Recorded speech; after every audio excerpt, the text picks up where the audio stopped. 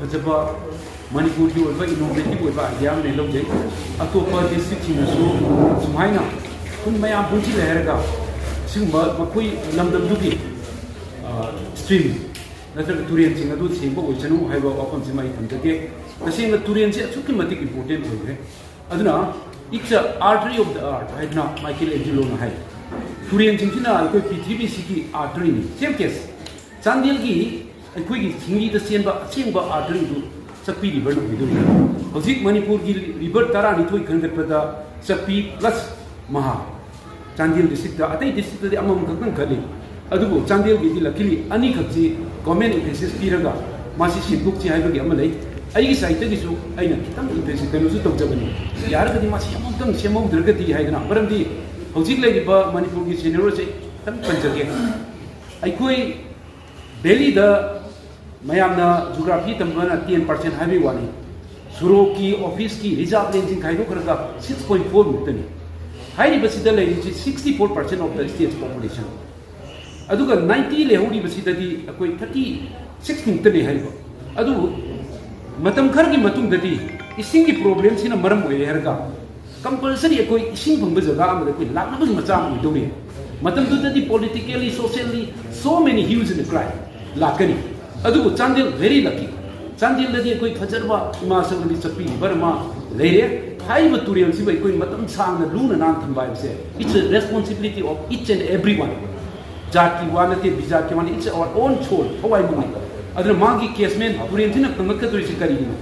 केसमेन सिंसिदा कोई उयानथलपा मागी केनो सिंगु ममंद पिरकदो इसिंग सिंगु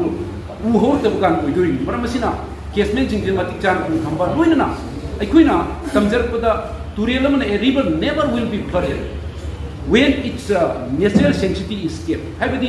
तुरेलमगी महौसागी लेजरम सत्तम से माछि थुगाइदना थंबगांदना तुरेलमन नेवर इसिंग चावबे तुरेलमन इसिंग चावब नत्रगा माना अवुतबम लाइसि करिनो हाइगादा मंगोंदगी अखोइना लेंगोइ पेक्तोपनी खंदे नुम पेक्तोपनी मागी कोर्सिदा ह्यूमन की ओइबा डिस्टर्ब तौबगिने अदुना चक्पी रिवर की ngasi अखोइना प्लास्टिक वाइट प्लास्टिक करीगदमता कुना प्लास्टिक ते इन्फेसिस पीरिनो हारगदी सिगी प्लास्टिक सिंगसी तुम्बगांदा it takes more than 500 to 2000 years संगे अदुबु अखोइना प्लास्टिक सिटी 1907 दा लियो बेकली न पुथोमनि सही चनी दगिना चे चवा दे लिसिंग अनि संग तारगदी ngasi चai पुथोमबदी चai चामा खदित हेली अदुना तापदी whatever the plastic invented so far is lying on the earth in any form or other सुतुम तुम द्रीब अमद अमद लेदना अल्टीमेटली कदाई सकरे समुद्र दे हम चले अदना ngasiदी समुद्र की अहिंग बजीब मसिंग दे प्लास्टिक मसिंग हिंजले अदना मसिना मरम ओरगा अखोई मरुइन सिंगी डिस्ट्रिक्ट सिंगदा अखोई की ड्रेनेज सिंगदा लेरगा याम फजदा बाइदा फजबा लम ममसी फजदा अदना अखोइना ngасai अखोई के चेयरमैन नु पनबिग्रे तुरेल सि नान द थमथेरगा दे कोई अखोई युंगी फता होदी अखोई की लेटिन फाटिन ओ ओइबा मयाम सु तोबिदबा लोइनना अखोई आई कइनोमंगनेन खलग फिजु फिजाम तौरगछु खजितम लून तो बम ले अदुगा प्लास्टिक सिसु अखोई यारे मखैदि मसिदा थादबिगनु अदु ओरगदि सिगी तुरेन सिगी फजबदु सुचोय सोइदर लेगनी अदु अइना मतम साना लौजद्रग वापक पंजनिंग बना अखोई चांदेल की बाजार से याम फजे अदु मयाम मदि खंबियु को मणिपुर की एनी टाइम एनी मोमेंट साबगी चांग येंगप गांदा चांदेल हेक्ता नंबर 1 चली नोने का चांदेल से मयाम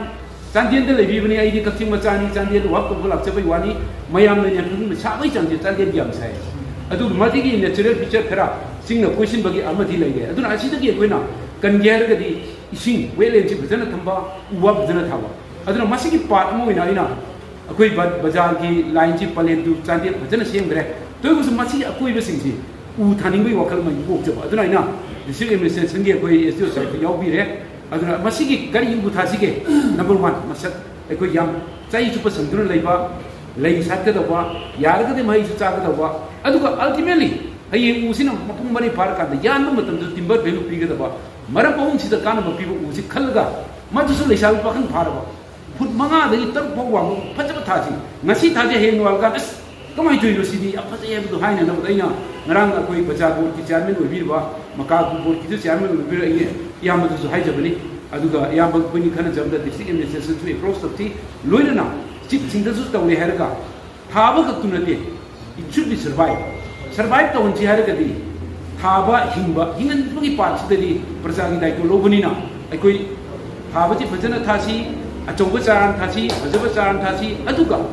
हिंगनबसिना चिपथिंगना लौबियु अदुगा चांदेलसी फजब मा सेमनसी ओहेनसी अमदी ngasiगी सुमाइना चेयरमैन अदी अनिरक काहे अइदी हाइनिंगदे एवरीडे नुमित खुदिंग अखोई सुमाइना अइना ओबसे अममम लिटल लिटल दुना अचौब अमु ओइगदोरिना ऐसा ऐसाना औबा प्लास्टिक सिंदो नुमित खुदिंग अदुम खुंगछि मदु ओइरगदी सिगी अखोइगी चक्पी रिवर सेंसिटी फजबा नाक्तुना थंगनी अदुगा चक्पी माना लमदम सिगी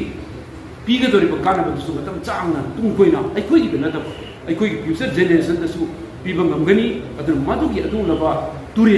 तुरेल सिंगी नुमित से अखोइना सेप्टेम्बर की तांग 15 दा वर्ल्ड रिवर डे सि तौबनी हाइबा सेप्टेम्बर की तांग 15 दसु अखोइ ngasiगी कुलिब सुमाइना अचौबा प्रोग्राम अमा तौरे हरगा अखोइ चक्पी रिवर डे हरना अखोइ पालन तौसी सुमाइना तौरगदी लेहौरिबा डिस्ट्रिक्ट सिंगदसनो चांदेल की मतौ तंबम थोइना हाइदना चांदेलना अखोइ मथक चेंजनु हौजिक फाउदा फॉरेस्ट की रिपोर्ट अमा पीजबदा मणिपुर की लेरिबा सिंगी डिस्ट्रिक्ट 10 सिगी मनुंगा चांदेल सिना अनीसुबा फॉरेस्ट ख्वाइदगी यामना इनाखुंबा लमदम ओय अहानबदा अखोइ तमेंगलोंगना फर्स्ट टाइम तमेंगलोंग ख्वाइदेना फॉरेस्ट यामी अदि मतक चांदेनी अदना फजग्रबा अखोइगी फॉरेस्ट सिदा अखोइना करमाइ तौरगा नेचुरल की हेरिटेज सिंग ट्रेप तौरे हरगा